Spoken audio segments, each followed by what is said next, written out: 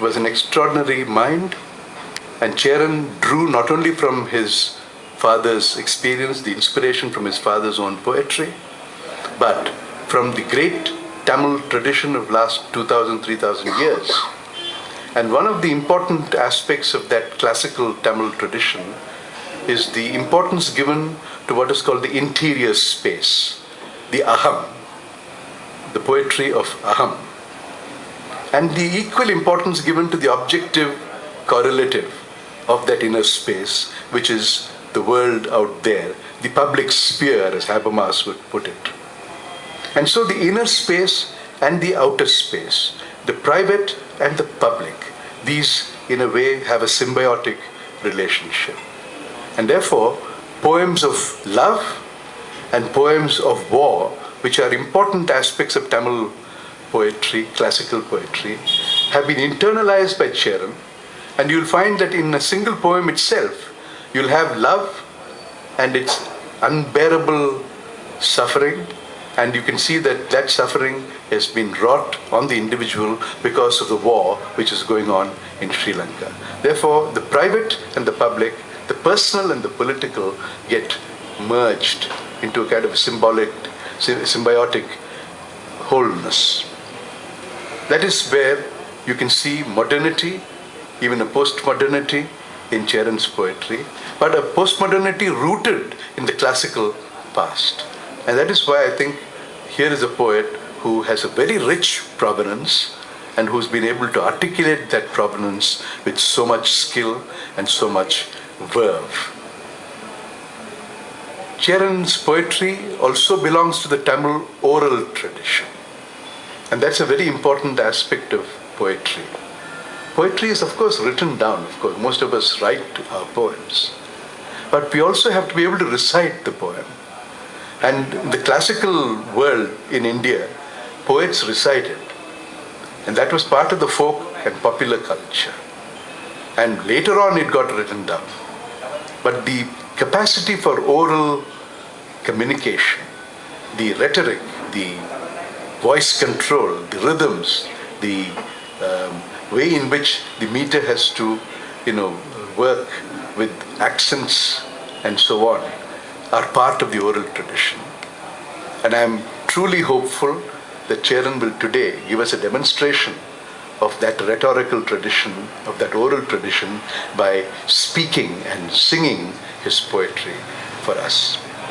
But it has been written down, and we have those 2 volumes in English, which is, I think, an extremely important contribution to Indian poetry, to world poetry in general.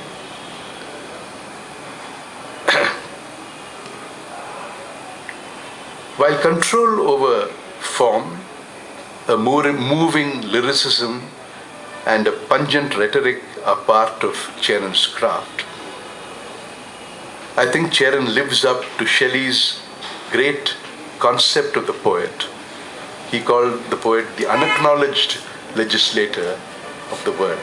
Cheran is a legislator, and in his case, he is not unacknowledged.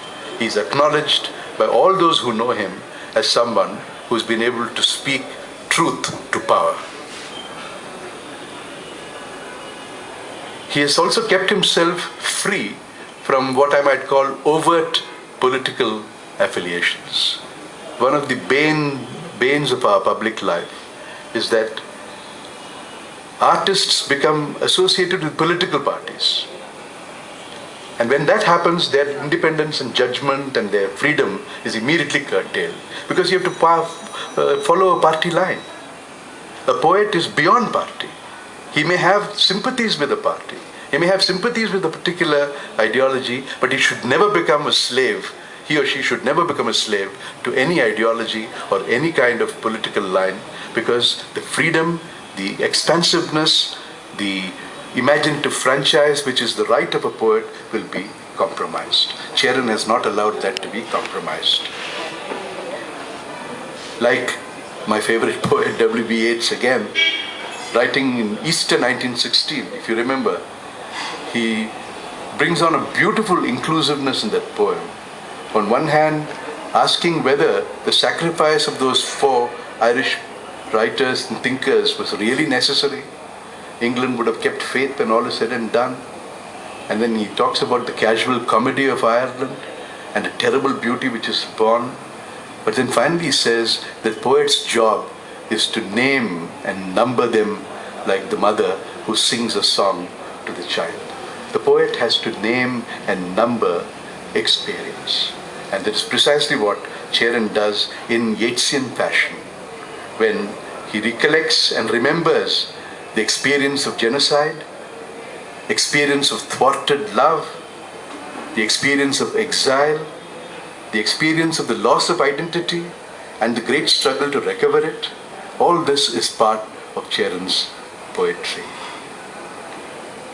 To write like Cheran is to be political, in my opinion, in the deepest and most profound sense of the term. And to be political in this sense is to be a part of the human condition.